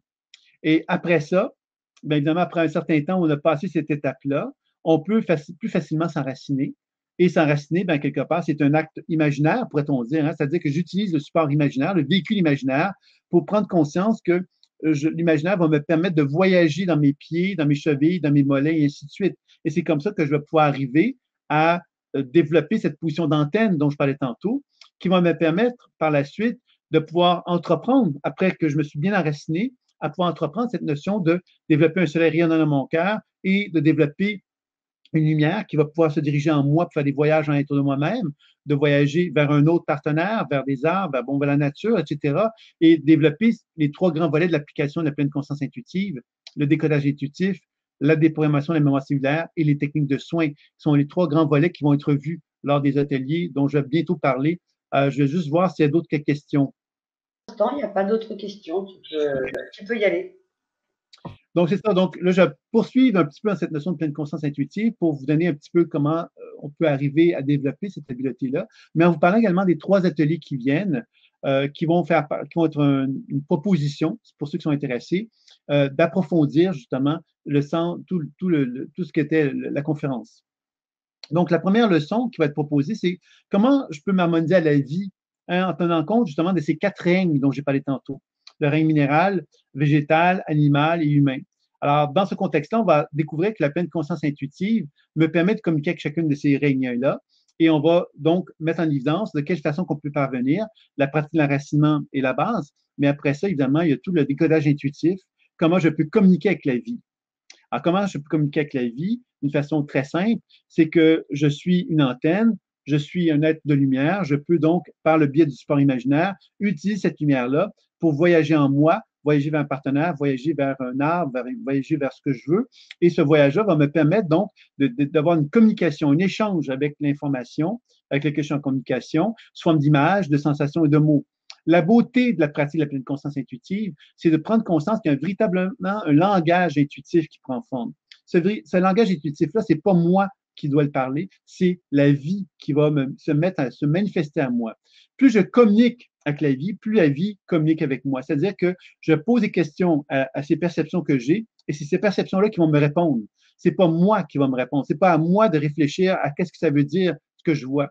C'est que je m'adresse à la perception que j'ai et je lui demande quel est son message. Et de cette façon-là, il y a comme un genre d'échange, un genre de communication qui va s'effectuer, qui va me faire découvrir que la vie, elle est vraiment vivante. Et que moi, j'ai simplement à être à l'écoute, à collaborer avec elle pour qu'elle puisse m'enseigner ce qu'elle a m'enseigné. Alors, quand je fais un travail sur moi, ben, j'apprends simplement à collaborer avec la vie qui est en moi. Quand je fais un travail sur un partenaire, j'apprends à collaborer avec la vie de mon partenaire. Si je fais un travail sur un arbre, je vais apprendre simplement à tenir compte de la vie qui est dans l'arbre et d'évaluer de quelle façon que je peux communiquer avec, comprendre la raison d'être des perturbations dans cet arbre-là et de quelle façon que je peux le soigner. Alors, c'est là que ça nous amène, après donc le décodage intuitif, la déprogrammation de la mémoire cellulaire, qui est très intéressante, puisque cette technique-là, elle me permet de donner à la vie tout ce dont elle a besoin pour qu'elle puisse justement renouer contact avec un équilibre plus important. Alors, tantôt, je vous ai parlé de la fameuse trame psychique collective qui est reliée donc à la mémoire humaine, mais il faut savoir qu'un arbre, qu'il faut savoir effectivement que toute manifestation de la vie peut être porteuse d'une conscience qui est limitée, conscience limitée pour toutes sortes de raisons. Et cette conscience limitée-là, elle a besoin quelquefois qu'on lui apporte justement tout ce dont elle a besoin pour pouvoir se transformer. Et c'est là qu'on parle de déprogrammation de la mémoire cellulaire, c'est que par mon intention, par ma capacité justement à imaginer, par ma capacité à utiliser ma lumière, je peux transférer de l'information à un arbre, à un être humain ou à moi-même, et que quand je fais ça, je vais constater qu'il y a une transformation qui va s'effectuer dans la mémoire avec laquelle je suis en interaction. La mémoire va se transformer, elle va se déprogrammer, elle va se défiger, et en se défigeant, elle va me montrer un potentiel qui commence à prendre forme chez elle. Le potentiel, c'est lorsque l'énergie n'est plus prisonnière d'une limitation, elle me fait comprendre qu'elle a un potentiel évolutif qui est présent. Et ce potentiel évolutif-là, mais quand je commence à le percevoir, mais ça me permet de comprendre qu'est-ce que l'arbre, qu'est-ce que l'être humain qui est devant moi ou moi-même a besoin pour cheminer, pour progresser, pour évoluer d'une façon de plus en plus importante. Donc, dans cet atelier-là, la leçon 1, on va vraiment découvrir de quelle façon il est possible de voyager dans chacun de ces règnes-là en utilisant donc le décodage intuitif, la déprogrammation de la mémoire cellulaire et la technique de soin, puisqu'encore là, un arbre, un être humain ou moi-même, je peux très bien quelque part transférer de l'énergie, transmettre de la lumière, et cette transfert de l'énergie-là va avoir un impact sur l'arbre ou un partenaire ou moi-même. Et encore là, par le biais de la pleine conscience intuitive, je vais chercher justement à identifier de quelle façon que ça réagit, quelles sont les nouvelles informations qui vont se manifester à moi sous la forme d'images, de sensations et de mots. Alors, vous voyez que c'est là que ça devient fort intéressant de pouvoir justement accompagner, parce que là, on devient vraiment un accompagnateur de vie. On donne à la vie tout ce qui est nécessaire pour que la vie devienne de plus en plus importante et qu'elle devienne de plus en plus riche. Alors, quand moi je fais ça sur un partenaire, c'est ce que je cherche à faire. Quand je le fais sur moi-même, c'est ce que je cherche à faire. Et dans tous les organismes vivants avec lesquels je suis en interaction, c'est ce que je vais chercher à faire également. Donc, ça va être le sens de la leçon 1 qu'on va voir. Et puis, dans la leçon 2, on va découvrir finalement qu'il existe ce qu'on appelle des mirages collectifs. C'est-à-dire que dans l'humanité, je vous ai dit on était tous en interconnexion et on avait construit quelque part une espèce d'inconscient, pourrait-on dire, dont on n'est pas vraiment trop conscient qu'il existe, mais qui est animé par plein de pulsions primitives. Alors, ça veut dire que moi, je peux, par exemple, travailler sur je vais dire ça comme ceci, bon, la tristesse dans le monde. C'est un mirage collectif. Le mirage collectif, c'est que je pourrais dire j'ai de la tristesse, mais je pourrais dire que la collectivité a une tristesse et je pourrais travailler sur la collectivité de l'humanité. Donc, ça veut dire qu'il y a effectivement une charge émotionnelle, une vibration, une fréquence émotionnelle qui s'appelle tristesse et elle est nourrie collectivement par l'humanité tout entière qui va nourrir cette émotion de tristesse-là. Alors, ça voudrait dire que par le biais de la pleine conscience intuitive, je pourrais comprendre la raison d'être de cette souffrance-là collective, de quelle façon que je pourrais déprogrammer ça et de quelle façon que je pourrais la soigner pour qu'il y ait donc une libération, que je puisse donc finalement, moi, travailler sur ma propre tristesse, mais aussi sur la tristesse collective pour finalement me retrouver dans une position où je retrouve une position d'alignement, où je reconnais qui je suis et je reconnais quelque part la souffrance collective et que je peux accompagner la vie pour qu'elle soit de moins en moins lourde et pesante pour moi, puis aussi, bien évidemment, que je puisse avoir un impact sur cette relation qui, de l'émotion qui affecte la collectivité humaine à ce moment-là. Je pourrais aussi travailler sur la guerre qui existe dans un conflit, par exemple, entre deux peuples, vous voyez, d'une façon plus précise. Par exemple, deux peuples peuvent être en conflit militaire et je peux donc être en interaction avec cette situation-là pour pouvoir faire la même chose, faire du décodage, déprogrammation et soins. Encore là, je ne vais pas nécessairement je vais pas devenir responsable de la transformation de la situation, mais j'apprends, moi, à me dégager de cette problématique-là en devenant conscient quelque part de la raison d'être c'est quoi les enjeux qui sont derrière. Parce qu'on peut voir des enjeux humains dans le sens terrestre. Qu'est-ce que ce sont les enjeux terrestres en lisant un journal, en disant bon, des choses comme ça. Mais quand on commence à utiliser la pleine conscience intuitive, on découvre ce qu'on pourrait presque appeler les enjeux ésotériques derrière tout ça. Et ces enjeux ésotériques-là, le fait qu'on puisse travailler dessus, mais nous amène, nous, à quelque part, à développer une relation différente sur ces problèmes mondiaux-là et de développer une plus grande paix intérieure par rapport à ça. Et en ayant une plus grande paix intérieure, on devient dégagé, on devient plus créateur, on est plus capable de mettre de l'énergie vers un potentiel justement évolutif de la conscience humaine, plutôt que de se laisser miner, je dirais, par les problèmes collectifs qui peuvent exister sur la planète Terre.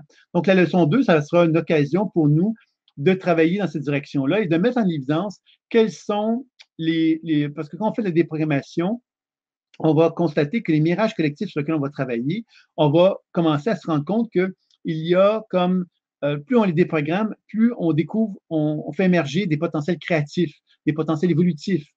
Donc, la tristesse, mais si on travaille dessus, on va constater qu'il y a un potentiel évolutif. Si on travaille sur le conflit militaire entre deux pays, on va constater que ce conflit militaire-là, on va le dégager, on va le libérer de ces limitations-là et on va commencer à concevoir l'évolution qui est derrière, le potentiel évolutif. Donc, ça m'amène, moi, à devenir un messager qui incarne cette envie que j'ai, moi, de mettre en lumière ce potentiel évolutif-là, qui est en moi, d'une part, et qui est en nous. Dans ce sens-là, je deviens quelqu'un qui incarne ce potentiel évolutif-là et qui me permet donc de mieux comprendre les enjeux et ne plus me sentir aussi miné, comme je disais tout à l'heure. Donc, ça, c'est pour la leçon 2. Et puis, dans la leçon 3, on va constater, vous savez sans doute que quand on est un thérapeute intuitif, il y a des gens qui viennent nous voir et qui vont nous dire, d'une façon un peu naïve, dis-moi mon avenir. Ils veulent savoir l'avenir qui anime leur être. Alors, dans la leçon 3, ce qu'on va découvrir, c'est qu'il y a un potentiel futur qui existe. Collectivement parlant, on est liés par un potentiel futur. Et il est donc possible, par la pleine conscience intuitive, de pouvoir comprendre ce potentiel futur-là, de le déprogrammer et de le soigner pour apprendre justement à le déprogrammer, pour le déprogrammer quelque part des limitations qui sont dans notre conscience humaine. Parce qu'il faut savoir que l'être humain, collectivement, nous avons développé inconsciemment un genre de futur de notre humanité. Et ce futur-là, quelque part, c'est un peu comme si on était dans une transe Terre qui va pas bien, puis nous, on réagit pas. C'est comme si on était dans une transe, on se disait, finalement, on s'en va dans le mur, puis c'est un peu comme si on ne reconnaissait pas quelque part que quand on n'avait pas la volonté de reconnaître la vie qui animait la planète. Alors, plus on apprend justement à faire ce travail-là de pleine conscience intuitive concernant le futur, plus on apprend à être créateur, à mettre en évidence justement des nouvelles solutions qu'on va pouvoir, nous, en tant qu'être humain, devenir incarnés. Incarnés dans le sens qu'on va commencer justement à devenir une lumière sur la planète Terre. Et cette lumière-là, bien évidemment, s'il y en a plusieurs, effectivement, ça va devenir un moteur de transformation. Alors, c'est certain que ça peut paraître naïf, comme vous êtes tout à l'heure, cette idée, mais je pense effectivement que ça nous amène à devenir créateurs et responsables et capables d'assumer effectivement notre désir de changement et non pas attendre que la collectivité fasse quelque chose, mais que moi, en tant qu'individu, je puisse effectivement être en harmonie avec mes valeurs, avec ma vision de changement et que je sois conscient de plus en plus de ce qui anime le subtil de la collectivité humaine plutôt que de me laisser prendre par les journaux, par toute l'espèce de pollution mémorielle hein, qui peut exister aussi dans la collectivité. Donc voilà, c'est un peu le sens des 3 ateliers qui vont nous permettre justement donc de développer cette pleine conscience effective-là pour se remettre dans une position justement de créativité, de liberté par rapport à cette trame psychique qui a souvent tendance à nous paralyser parce qu'on a l'impression effectivement qu'on ne pourra jamais rien changer dans le monde. Et je pense qu'on peut changer quelque chose et c'est nous-mêmes. Et c'est ça un peu le début et je pense que ça vaut la peine certainement de l'envisager. Alors, est-ce qu'il y a des questions maintenant avant de terminer? J'aurais une démonstration à faire aussi. Alors, pour l'instant, non, il n'y a pas de questions. Et dis donc, ça a l'air super, ce programme des 3 ateliers, là.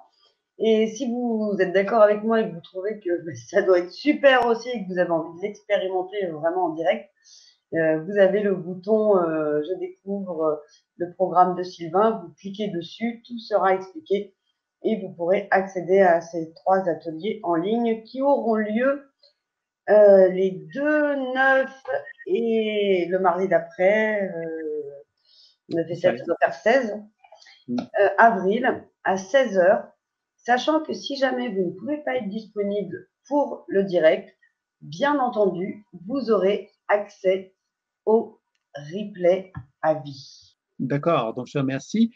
Donc, j'avais proposé peut-être une démonstration pour finir. Donc, je fais une petite démonstration assez rapide puisque je vois que l'heure passe. Donc, est-ce qu'il y aurait quelqu'un qui aurait envie que je fasse une petite démonstration? Alors, il va falloir attendre qu'ils répondent. Hein. Si jamais personne n'a envie, moi j'ai envie toujours. Hein. Alors, Sandrine qui nous parle des ateliers pour l'instant dit que ça a l'air hyper intéressant. Effectivement, je te confirme, Sandrine, ça a l'air hyper intéressant. Je suis d'accord avec toi. Et Eric te dit lumineux. Tant mieux, c'est bien. Je suis content de savoir ça. Que ça vous intéresse, parce qu'évidemment, c'est un thème un peu nouveau pour moi. C'est pas quelque chose que je m'étais. C'est quelque chose qui m'a toujours intéressé, mais c'est pour la première fois que je mets en lumière un peu un enseignement comme celui-là. Donc, ça me plaisait bien. Donc, je suis content que les gens soient intéressés.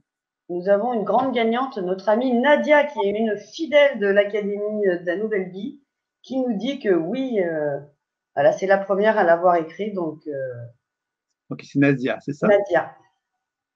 Est-ce que je me laisse simplement guider par ce qui vient, tout simplement, Nadia? Ça te convient? Je pense que connaissant un petit peu Nadia, je pense que ça va lui convenir que tu te laisses un petit peu guider. Okay. Comme ça fait pas de blanc.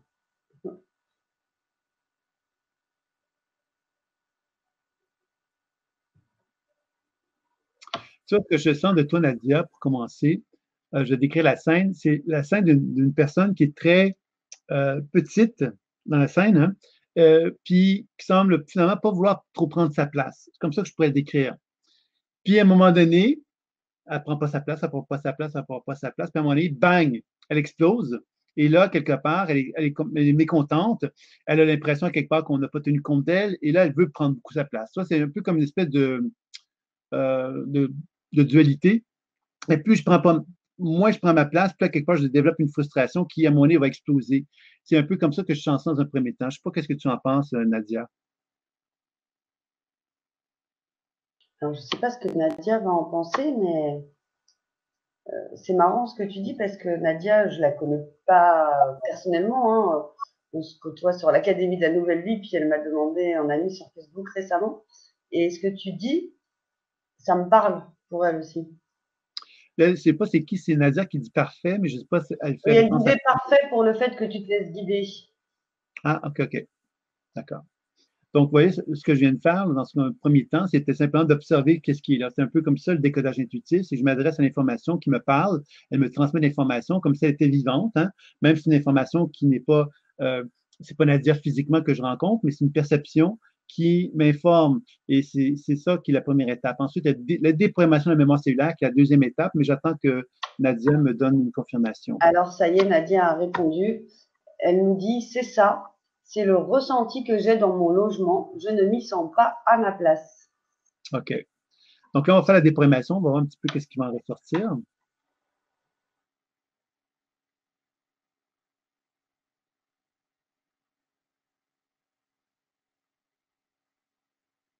Tu vois, ce que je sens dans un premier temps, c'est que dès qu'on essaie de déprogrammer l'énergie que je perçois de Nadia, la première chose que je sens, c'est comme une espèce de trop grande. Tu sais, quand on dit devenir trop grande.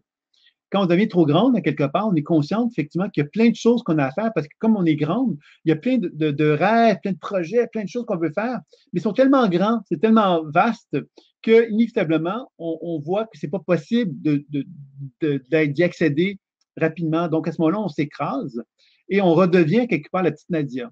Tu vois? Donc, moi, je sens que le potentiel de Nadia, c'est quelqu'un qui, je dirais ça le mot organisation. Organisation, c'est OK, je veux faire quelque chose, je veux lancer un projet, je veux faire des actions pour changer ma vie et je dois donc y aller par étapes.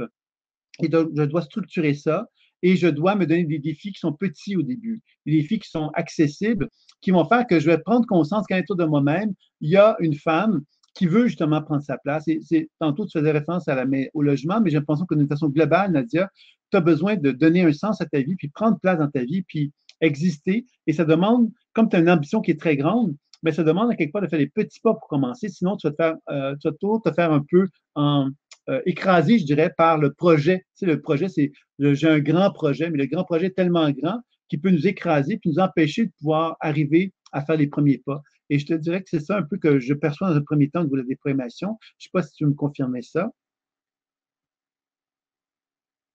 Que je disais aujourd'hui, comment fait-on pour manger un éléphant? Eh bien, Ah oui, une cuillère à la fois. oui, oui. C'est une bonne idée, effectivement. Il faut sûrement avoir un bon appétit aussi, sans doute. Là. Bon, vous n'êtes pas obligé non plus de manger vraiment un éléphant, mais c'était dans l'idée, quoi. Mais tu vois, puis quand on continue la déprogrammation, tu vois, ce qu'on sent aussi, c'est toute cette fameuse énergie de petitesse, c'est-à-dire que Nadia est vraiment dans une dualité entre le grand et le petit. Et c'est difficile pour elle de se contenter de petit. Et en même temps, je dirais que c'est ça qu'il va falloir qu'elle prenne le temps de faire parce que la première étape, c'est de dire, ben, je vais commencer par petit, mais je vais quand même grandir, je vais quand même évoluer. Dans un mois, je vais être rendu à telle étape, même si c'est pas une grande étape, je vais être quand même rendu à une étape. Et je pense qu'elle a besoin de soutien à ce niveau-là parce qu'il y a comme un sentiment de dénigrement qu'elle s'adresse à elle-même assez facilement parce qu'elle ne donne pas de valeur aux petits pas qu'elle fait. Alors que les petits pas qu'elle fait sont essentiels, et tu l'as très bien dit avec l'éléphant, hein, si on veut manger un éléphant, il faut commencer par une cuillère à la fois. Il n'y a pas d'autre façon. Donc, si on va avancer, il faut faire un pas à la fois pour avancer. On ne peut pas faire des grands pas qui vont nous perdre. Alors, je pense que c'est ça un peu que je perçois également chez Nadia. Alors Nadia nous dit, le seul projet que j'ai, c'est de donner des cours de méditation dans les écoles, mais je sais que cela prend du temps. C'est ça, le mot. Je sais que cela prend du temps. C'est là, quelque part, qu'un soutien qu'il faut s'adresser que Nadia doit s'adresser. Puis c'est un soutien qui l'estime. Tantôt, on parlait de la vie. La vie, c'est quoi? C'est la force que Nadia a de ressentir qu'elle est grande. Elle a un potentiel. Elle se sait quelque part de la valeur. Puis en même temps qu'elle sait qu'elle a de la valeur, il y a une facette d'elle, qui est la programmation, et ça, c'est la mémoire, hein, qui la limite, qui lui rappelle qu'elle n'est pas à la hauteur de cette grandeur-là. Et c'est ça, quelque part, le piège pour Nadia, c'est de croire en cette mémoire qui lui dit tu ne seras pas jamais à la hauteur et de se laisser prendre, se laisser bouffer énergétiquement parlant par le fait qu'elle ne sait pas, qu'elle n'a pas l'impression qu'elle pourrait être à la hauteur de la grandeur qu'elle est.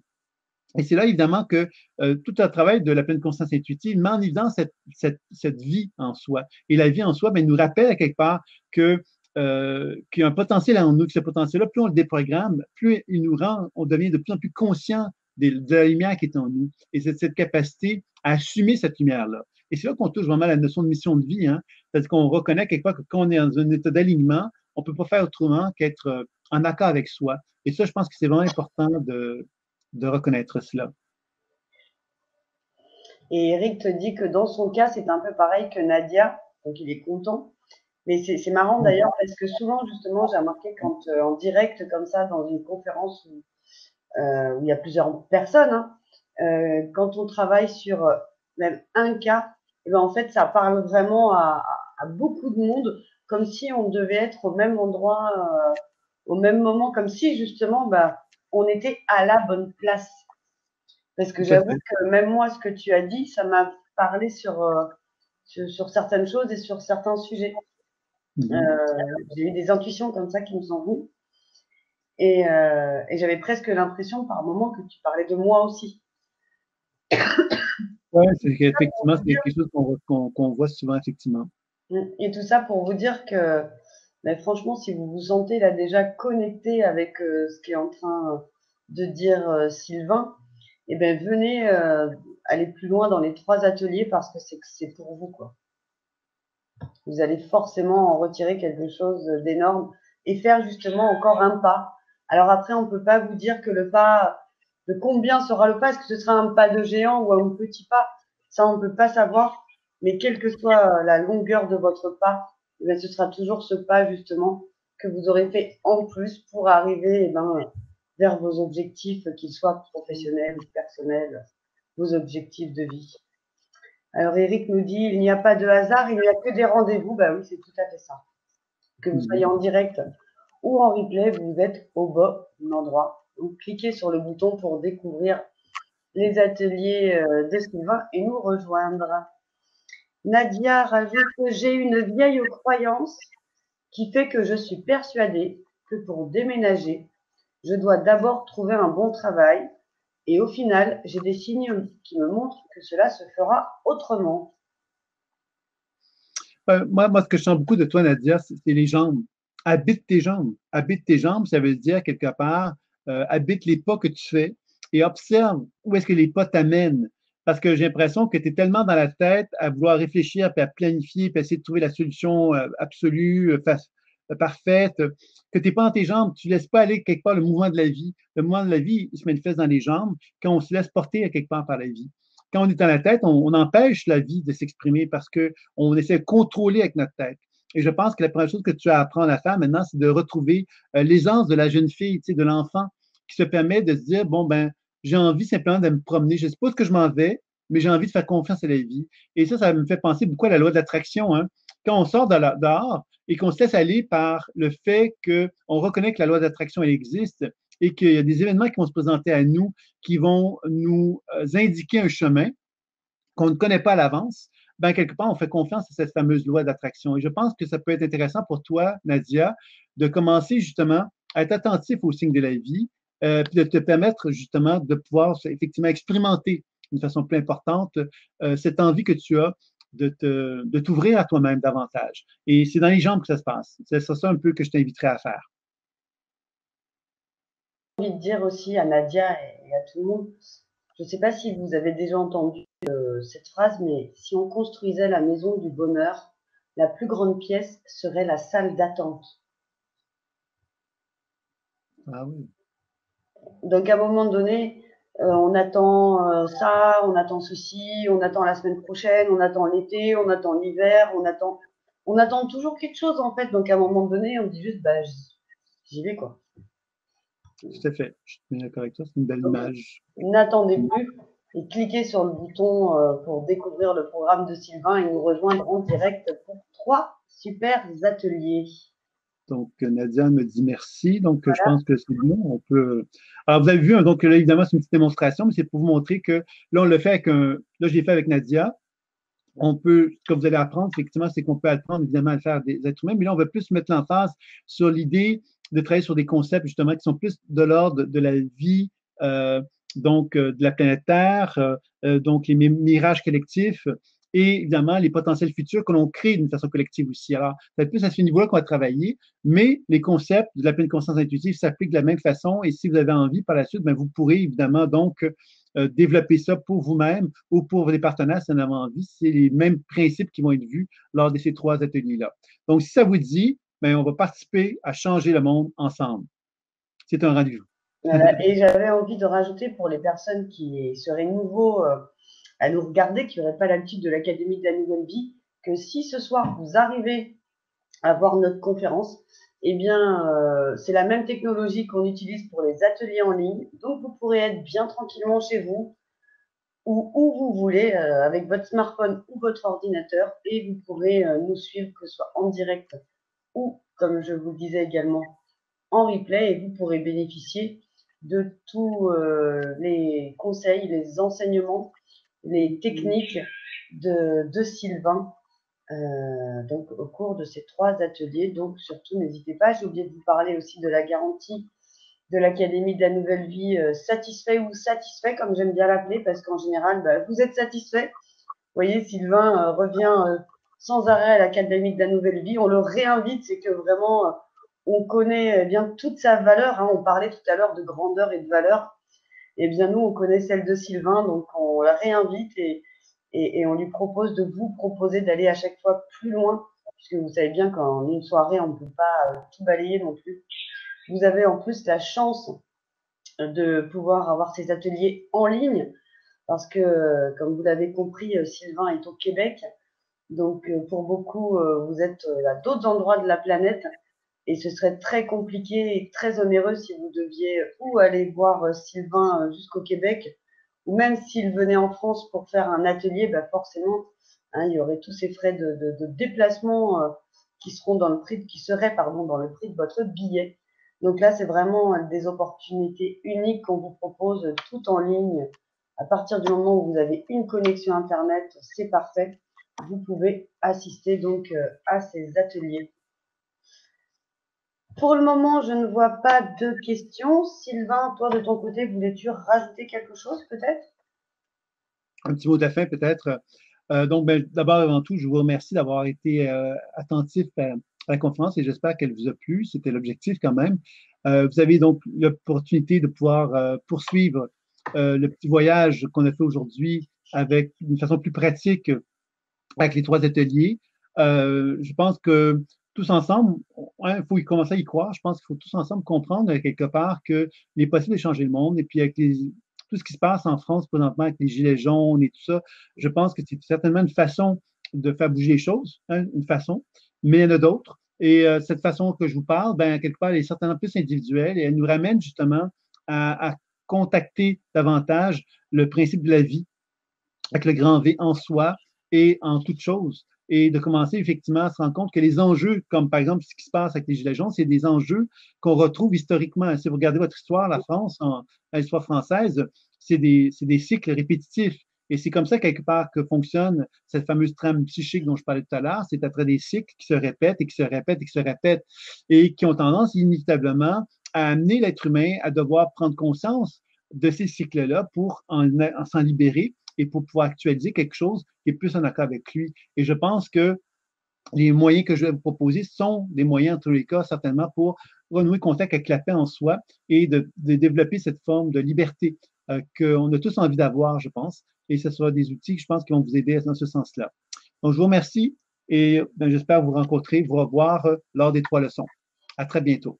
Et oui, merci à vous tous, effectivement. Et puis, alors là, venez en masse parce que plus on va être nombreux à cet atelier, plus on va être nombreux, non seulement à aller mieux nous, mais à pouvoir contribuer, effectivement, à participer à un monde meilleur, contribuer à bâtir ce monde meilleur tous ensemble. Et alors, franchement, ce serait complètement génial. Donc, rendez-vous pour l'atelier en ligne de Sylvain. Merci beaucoup. À